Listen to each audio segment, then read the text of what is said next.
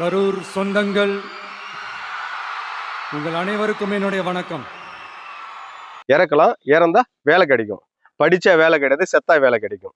அப்படியாப்பட்ட ஆட்சி தான்.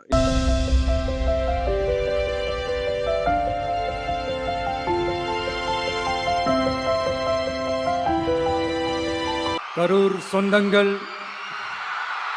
உங்கள் அனைவருக்கும் என்னுடைய வணக்கம். லைஃப்ல எவ்வளோ பெரிய ஒரு உயரத்துக்கு போனாலும் மனசளவில் சில வலிகள், காயங்கள். வெல்கம் டு நீட் ப்ரோ நேயர்களுக்கு வணக்கம். நான் உங்கள் வசந்த்.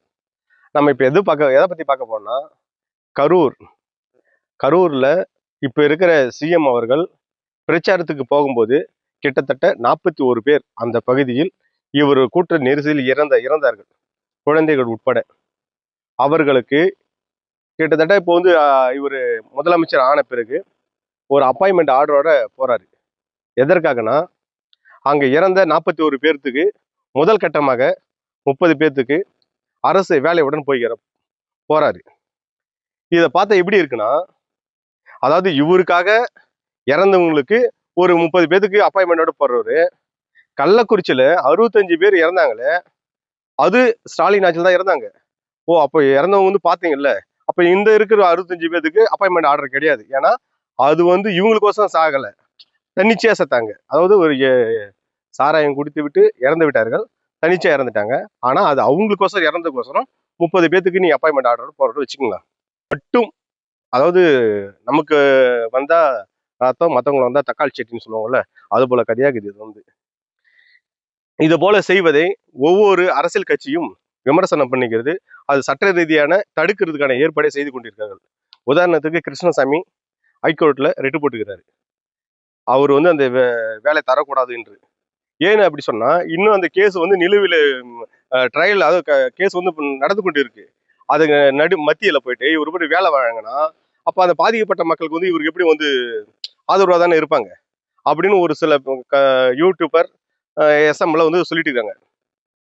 தொடர்ந்து அடிப்படையில நீ இந்த வேலையை தர, கிட்டத்தட்ட லட்சக்கணக்கான இளைஞர்கள் படித்து விட்டு வேலை இல்லாமல் அவன் கூலி வேலை செய்து கொண்டு இது போல மரங்கள் ஏறிக்கொண்டு இருக்கிறார்கள். அவங்களுக்கெல்லாம் வேலை தர வக்கில்ல, இவருக்கோசம் இறந்து விட்டா இவர் வேலை தருவாராம். அப்போ இங்க இருக்க அரசு இங்க நடத்துறது வந்து மக்கள் தான். மக்களோட வரி பணம் தான் நீங்க வந்து அரசு நடத்துற, மக்களோட பணம் தான் நீ வந்து செலவழிக்கிற. எல்லாமே வந்து நீ வந்து சினிமாவிலிருந்து வரும்போது மக்களோட உழைப்பை சுரண்டி தான் சினிமாவில் பெரிய ஸ்டார் ஆவன. 2 ஆண்டுல இன்னைக்கு வந்து சிஎம் ஆயிட்டு உனக்காக இறந்தவங்களுக்கு போயிட்டு நீ வந்து இப்போ வேலை தரணும்னா இது வந்து எப்படி நம்ம வந்து எடுத்துக்கொள்வது? அப்போ இப்போ என்ன விஜய் அவர்கள் சொல்ல வர்றாங்கன்னா, யாரும் படிச்சுட்டு பெத்தவங்க யாருமே படிச்சுட்டு பிள்ளைய படிக்க வைக்கணும்னு சொல்லி கஷ்டப்படலாம் கூட்டம் போட்டான்னா, பெத்தவங்க வயசானவங்க எல்லாம் அந்த கூட்டத்துக்கு போங்க, கண்டிப்பா இறப்பீங்க, உங்க பையனுக்கு வேலை கிடைச்சிடும். பெருசா நீங்க ஒன்றும் பணம் செலவழிச்சு படிக்கணும்னு அவசியமே கிடையாது. தொடர்ந்து விஜய் அவர்கள் எங்கெல்லாம் அடுத்தடுத்து மீட்டிங் போடுறாரோ அங்க போனா இறக்கலாம், இறந்தா வேலை கிடைக்கும். படிச்சா வேலை கிடையாது, செத்தா வேலை கிடைக்கும். அப்படியாப்பட்ட ஆட்சி தான் இப்போ நடந்து கொண்டிருக்குது. உள்ளபடியே வந்து இது வன்மையா கண்டிக்கத்தக்கது. இப்போ அந்த 31 பேருக்கு நீ வேலை தரக்கூடாது. இது வந்து உன்னோட காசு எடுத்து நீ தனியா ஒரு நிறுவனத்தை அமைச்சு அதில் நீ உனக்கு என்ன போஸ்டிவான போட்டு நீ கொடுவ தவிர, இது வந்து மக்களுடைய வரி பணம், மக்களாட்சி நடத்துற ஒரு ஆட்சி, மக்களால் தேர்ந்தெடுக்கப்பட்ட ஒரு ஆட்சியில நீங்க உனக்காக பாதிக்கப்பட்டவங்க மட்டுமே நீ வன்மையாக கண்டிக்கத்தக்க செயல். எனவே இளைஞர்கள் அதாவது உங்களுடைய வாழ்க்கையில சொல்ல போனா நண்பீஸ் இவரெல்லாம் யாருன்னா படித்தவர்கள் தான், படித்த இளைஞர்கள் தான், படித்த மாணவர்கள் தான், படித்த குழந்தைகள் தான் அண்ணனுக்கு ஓட்டு போட வேண்டும், மாமனுக்கு ஓட்டு போட வேண்டும் என்று சொல்லிதான் உங்களை நம்பி போட்டாங்க. தொடர்ந்து நீங்க வந்து இது போல செய்தால் இந்த இளைஞருடைய படிப்பு அறிவையும் அவங்களுடைய 18 வருஷம் ஒருத்தவங்க படிக்கிறாங்க, 15 வருஷம் 16 வருஷம் படிக்கிறாங்க, அந்த படிப்போட உழைப்பு எல்லாத்தையும் சுரண்டுவது போல இருக்குது. இது போல செய்யக்கூடாது. அந்த 30 பேத்துக்கு அரசு வேலை வழங்கக்கூடாது.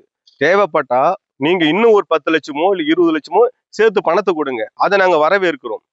நீங்க இது போல நீங்க ஊக்குவிக்கிற மாதிரி இருக்குது. அதாவது என் கூட்டத்துக்கு வந்தீங்கன்னா நீங்க இறந்தீங்கன்னா உங்களுக்கு நான் வந்து கவர்மெண்ட் வேலை தருவேன் அப்படின்னு சொல்ற மாதிரி இது. இப்போ ஒரு சில பேர் ஒன்றும் முடியாதவங்க, நம்ம வயசானவங்க எத்தனை பேர் வந்து விவசாயிகள் கடன் சொல்ல தாங்க முடியும், தூக்கு மாட்டி சாவுறாங்க.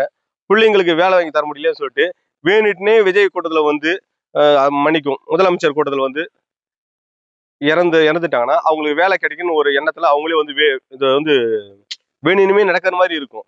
எனவே இதை தவிர்க்கவும் தொடர்ந்து நமது சேனலை பாருங்கள், சப்ஸ்கிரைப் செய்யுங்கள், தவறுகள் இருந்தால் கமெண்ட் செய்யுங்கள், ஷேர் செய்யுங்கள். நன்றி, வணக்கம்.